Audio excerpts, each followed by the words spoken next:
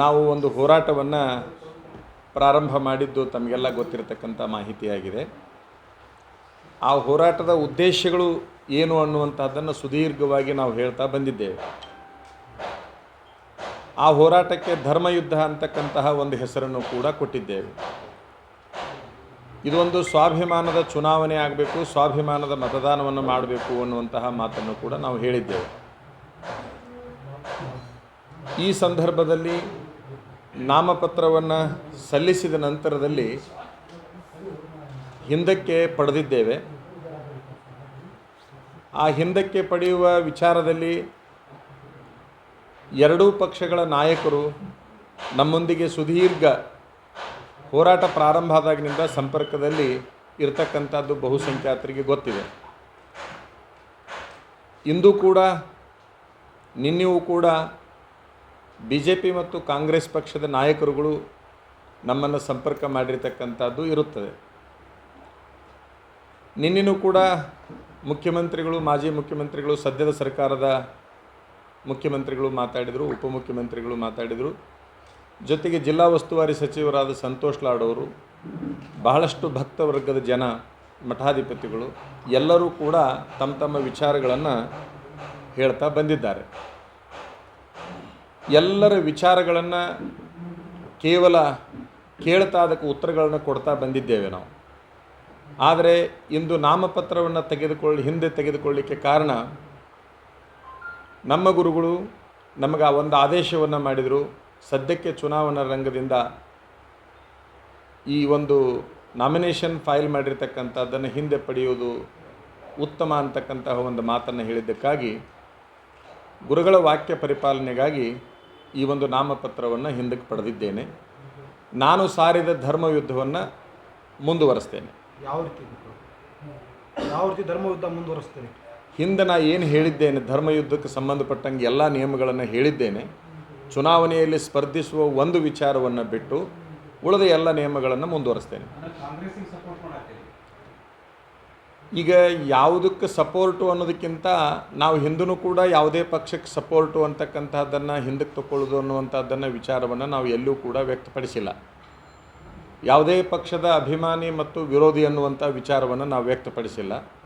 ಆದರೆ ನಮ್ಮ ಧರ್ಮಯುದ್ಧದಲ್ಲಿ ಯಾರು ಈ ಕ್ಷೇತ್ರದಲ್ಲಿ ಬೇಡ ಅನ್ನುವಂಥದ್ದನ್ನು ಹೇಳಿದ್ದೇವೆ, ಆ ವಿಚಾರಕ್ಕೆ ನಾವು ಧರ್ಮಯುದ್ಧ ಅನ್ನುವಂಥ ಹೆಸರನ್ನು ಇಟ್ಟಿದ್ದೇವೆ. ನಮಗೆ ಏನೇನು ರೀತಿಯಿಂದ ಅನ್ಯಾಯ ಆಗಿದೆ ಅಂತಕ್ಕಂತಹ ಒಂದು ವಿಚಾರವನ್ನು ಇಟ್ಟಿದ್ದೇವೆ. ಆ ವಿಚಾರವನ್ನು ನಾವು ಮುಂದುವರಿಸ್ತೇವೆ.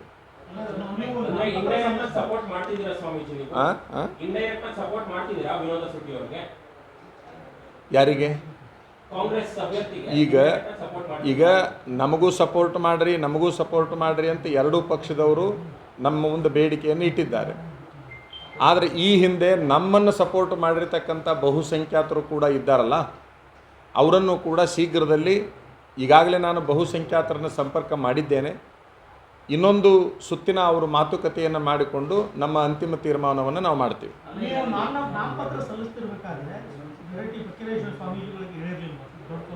ಅಲ್ಲ, ಎಲ್ಲ ಹೇಳಿ ಆಗಿತ್ತು. ಈಗ ನಿಮಗೆಲ್ಲ ಗೊತ್ತು ಹೇಗ್ಯಾಗ ರಾಜಕೀಯ ವ್ಯವಸ್ಥೆಯಲ್ಲಿ ನಾನಾ ಥರದ ಬದಲಾವಣೆಗಳಾಗ್ತವೆ ಅಂತಕ್ಕಂಥದ್ದು ಎಲ್ಲರಿಗೂ ಗೊತ್ತಿರ್ತಕ್ಕಂಥದ್ದು. ಅದು ಸರ್ವೇ ಸಾಮಾನ್ಯ. ಈಗ ಹೋರಾಟಕ್ಕೆ ಕಾರಣ ಏನು ಅಂತಕ್ಕಂಥದ್ದು ನಿಮಗೆಲ್ಲರಿಗೂ ಗೊತ್ತಿದೆ. ಅದನ್ನು ಹಿಂದಕ್ಕೆ ತೆಗೆದುಕೊಳ್ಳುವಂತಹ ಕಾರಣವನ್ನು ಕೂಡ ನಾನು ಹೇಳಿದ್ದೇನೆ. ಇನ್ನೂ ಕೆಲವು ಕಾರಣಗಳಿದ್ದಾವೆ, ಮುಂದಿನ ಯೋಜನೆಗಳಿದ್ದಾವೆ. ಕಾರಣಗಳಿಗೆ ಮತ್ತು ಯೋಜನೆಗಳಿಗಾಗಿ ಕಾರಣಗಳಿಗಾಗಿ ಯೋಜನೆಗಳಿಗಾಗಿ ತಾವು ಒಂದಿಷ್ಟು ಸಮಯವನ್ನು ಕಾಯ್ತಾ ಇರಬೇಕು. ರಾಜಕೀಯ ರಂಗದಲ್ಲಿ ನಾನು ಹೇಳ್ತಾ ಇರೋದು, ನನ್ನನ್ನು ಹಿಂದಕ್ಕೆ ಸರಿಸುವ ಯಾವುದೇ ರಾಜಕೀಯ ನಾಯಕರು ಹುಟ್ಟಿಲ್ಲ ಅಂತ ನಾನು ಹೇಳಿದ್ದೇನೆ. ಈಗೂ ಕೂಡ ಯಾವುದೇ ರಾಜಕೀಯ ನಾಯಕರ ಒತ್ತಡಕ್ಕಾಗಿ ನಾನು ಹಿಂದಕ್ಕೆ ತೆಗೆದುಕೊಂಡಿಲ್ಲ. ಭಾಳ ಸ್ಪಷ್ಟವಾಗಿ ಹೇಳೋದು ಅಂತಂದರೆ, ಯಾವುದೇ ರಾಜಕೀಯ ನಾಯಕರ ಒತ್ತಡಕ್ಕೆ ನಾನು ಹಿಂದೂ ಮನದಿಲ್ಲ, ಈಗೂ ಮನದಿಲ್ಲ, ಮುಂದೂ ಮನೆಯೋದಿಲ್ಲ. ನೀವು ನಾಮಪತ್ರ ವಾಪಸ್ ತೆಗೆದು ಬಂದಾಗ ಸಿದ್ದರಾಮಯ್ಯ ಶಿವಮೊಗ್ಗದಾಗ ಹೇಳಿದ್ದಾರೆ, ನಾ ಮಾತಾಡಿದ್ರೆ ಸ್ವಾಮಿ ತಗೋತಾರ ಅಂತ ಹೇಳಿ. ಅಲ್ಲ, ಅವ್ರು ಮಾತಾಡಿದ್ದಕ್ಕೆ ನೋಡ್ರಿ, ಅವ್ರು ಮಾತಾಡಿದ್ದಕ್ಕೆ ನಾವು ಅವ್ರು ಅನ್ಬೋದು, ಯಾರಾದರೂ ಅನ್ಬೋದು, ನಾ ಹೇಳಿದ್ದಕ್ಕೆ ತೆಗೆದಾರಂತೇಳಿ ಇವರು ಅನ್ಬೋದು. ಈಗ ಈ BJP ಪಕ್ಷದವರು ಕೂಡ ನಮ್ಮನ್ನು ಸಂಪರ್ಕ ಮಾಡಿ ಹೋಗ್ಯಾರ, ನಾ ಹೇಳಿದ್ದಕ್ಕೆ ತಗೊಂಡ್ರು ಅಂತ ಅವರು ಅನ್ಬೋದು. ಯಾರು ಏನಾದರೂ ಅನ್ಕೋಬಹುದು, ಆದರೆ ನನ್ನ ನಿಲುವು ಏನೈತೆ ಅನ್ನುವಂಥದ್ದು ಬಹಳಷ್ಟು ಮುಖ್ಯ. ಹೌದು, ನಾ ಹೇಳಿರ್ತಕ್ಕಂಥದ್ದು ಮೊದಲಿಂದ ಯಾವ ಉದ್ದೇಶವನ್ನು ಇಟ್ಟುಕೊಂಡು ಹೋರಾಟಕ್ಕೆ ಇಳಿದಿದ್ದೇನೆ ಆ ಹೋರಾಟ ಅಚಲವಾಗಿರ್ತದೆ. ಧರ್ಮಯುದ್ಧದ ಇಲ್ಲ ಧರ್ಮಯುದ್ಧದ ನೇತೃತ್ವದಿಂದ ನಾ ಹಿಂದಕ್ಕೆ ಸರಿತಾ ಇಲ್ಲ. ಧರ್ಮಯುದ್ಧದಲ್ಲಿ ಸದಾಕಾಲ ಮುಂದುವರಿತೇನೆ. ಇದು ಒಂದೇ ಸಂದರ್ಭದಲ್ಲಿ ಅಲ್ಲ, ಒಂದು ನಿಮಿಷ, ಇದು ಒಂದೇ ಸಂದರ್ಭದಲ್ಲಿ ಅಲ್ಲ, ಬರುವ ದಿನಮಾನದಲ್ಲಿ ಯಾವುದೇ ಕಾಲಕ್ಕೂ ನನ್ನ ಧರ್ಮಯುದ್ಧ ಸದಾಕಾಲ ಮುಂದುವರೆದಿರ್ತದೆ. ಎಲ್ಲೇ ಅನ್ಯಾಯಗಳು ನಡೆದ್ರೂ ಕೂಡ, ಎಲ್ಲೇ ಸಾಮಾಜಿಕ ವ್ಯವಸ್ಥೆಯಲ್ಲಿ ಅಶಾಂತಿ ಕಲುಷಿತತೆ ಬಂದಂಥ ಸಂದರ್ಭದಲ್ಲಿ ನನ್ನ ಹೋರಾಟ ಸದಾಕಾಲ ಮುಂದುವರೆದಿರ್ತದೆ.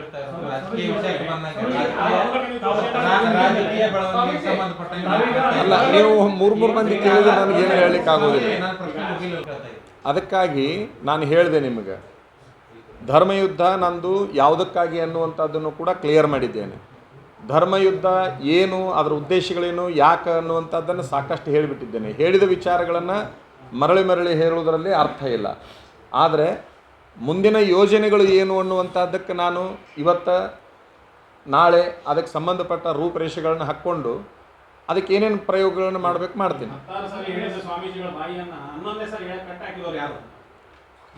ನಾನು ಅದನ್ನು ಹೇಳಿದ್ನಲ್ಲಿ, ಈಗ ಬಾಯಿ ಕಟ್ಟಿ ಹಾಕಿಲ್ಲ ಯಾರು. ಒಂದು ನಿಮಿಷ, ನನ್ನ ಬಾಯಿಯನ್ನು ಕಟ್ಟಿ ಹಾಕಲಿಕ್ಕೆ ಯಾರಿಂದನೂ ಸಾಧ್ಯ ಇಲ್ಲ. ಹಿಂದೂ ಕೂಡ ಸಾಕಷ್ಟು ಹೋರಾಟಗಳನ್ನು ಮಾಡಿದ್ದೀನಿ, ಈಗೂ ಕೂಡ ಹೋರಾಟದಲ್ಲಿ ಇದ್ದೀನಿ, ಮುಂದೂ ಕೂಡ ಹೋರಾಟದಲ್ಲಿ ಇರ್ತೀನಿ. ನಾನು ಬಾಯಿ ಕಟ್ಟಿ ಹಾಕೋದು ಪ್ರಶ್ನೆ ಬಂದಿಲ್ಲ. ಈಗ ಬಾಯಿ ಕಟ್ಟಿ ಹಾಕಿದ್ರೆ ನಾನು ಮಾತಾಡ್ತಿದ್ದಿಲ್ಲ.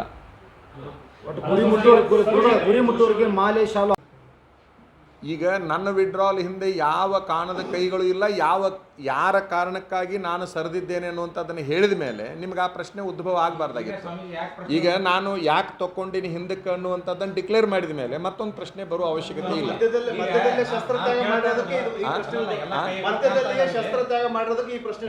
ಮಧ್ಯದಲ್ಲಿ ಶಸ್ತ್ರತ್ಯಾಗವನ್ನು ಮಾಡಿಲ್ಲ. ಧರ್ಮಯುದ್ಧದಲ್ಲಿ ಸದಾಕಾಲ ಮುಂದುವರಿತೀನಿ ಅಂತಂದಮೇಲೆ ಶಸ್ತ್ರ ತಳಗಿಟ್ಟೇ ಇಲ್ಲ ನಾನು. ನನ್ನ ಹೋರಾಟ ಮೊದಲಿನಿಂದ ಏನೈತಲ್ಲ ಅದನ್ನು ಸದಾಕಾಲ ಮುಂದುವರಿಸಿಕೊಂಡಿರ್ತೀನಿ. ನಾನೀಗ ಧರ್ಮಯುದ್ಧವನ್ನು ನಿಲ್ಲಿಸಿದ್ದೇನೆ ಅಂತಂದ್ರೆ ಶಸ್ತ್ರವನ್ನು ತಳಗಿಟ್ಟಂಗಾಯ್ತು.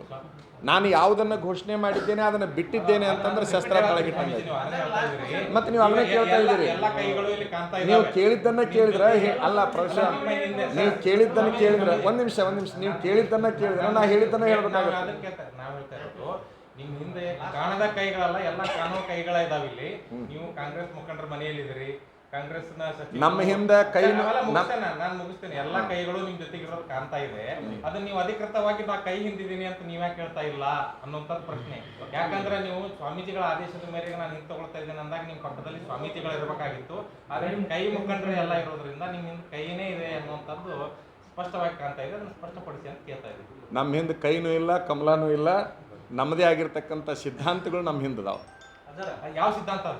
ಈಗ ಸಿದ್ಧಾಂತಗಳಿದ್ರ ರಾತ್ರಿ ಹೊತ್ತು ಬಿಜೆಪಿ ನಾಯಕರ ಜೊತೆಗೆ ಮೀಟಿಂಗ್ ಮಾಡ್ತಿದ್ದಿಲ್ಲ, ಹಗಲಿ ಹೊತ್ತು ಕಾಂಗ್ರೆಸ್ ನಾಯಕರು. ಅಲ್ರಿ, ಹಗಲು ಸಿಗಲಾರ್ದಕ್ಕೆ ರಾತ್ರಿ ಬಂದಾರ ಅವರು. ನಾ ಹೇಳಕತ್ತಿದ್ದು, ನಾ ಹಗಲು ಸಿಗಲಾರ್ದ, ಹಗಲು ನನಗೂ ಸಮಯ ಸಿಕ್ಕಿಲ್ಲ, ಅವ್ರಿಗೂ ಸಮಯ ಸಿಕ್ಕಿಲ್ಲ. ಹಗಲು ಸಿಗಲಾರ್ದಕ್ಕೆ ರಾತ್ರಿ ಬಂದಾರ. ಈಗ ಎರಡೂ ಪಕ್ಷದವ್ರು ಬಂದಾರ. ಈಗ ಎರಡೂ ಪಕ್ಷದವ್ರು ರಾತ್ರಿನೇ ಬಂದು ಮಾತಾಡ್ಯಾರ. ಯಾಕಂದ್ರೆ ನಾ ಸಿಕ್ಕಿದ್ದ ಅವ್ರಿಗೆ ರಾತ್ರಿ ಸಿಕ್ಕಿನಿ. ನಾ ಯಾವಾಗ ಸಿಕ್ಕಿನ ಅವಾಗ ಮಾತಾಡ್ಬೇಕಲ್ಲ ಅವರು.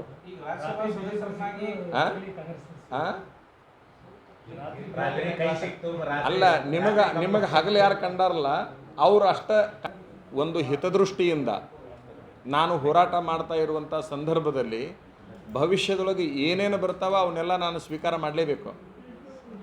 ಏನು ಬರ್ತೈತಿ ಬರಲಿ ಅದನ್ನೆಲ್ಲ ನಾನು ಸ್ವೀಕಾರ ಮಾಡ್ತೀನಿ. ಬೇಕಾದ ಬರಲಿ ಅದನ್ನು ಸ್ವೀಕಾರ ಮಾಡ್ತೀನಿ. ನನ್ನ ಧರ್ಮಯುದ್ಧವನ್ನು ನಾನು ಮುಂದುವರಿಸ್ತೀನಿ.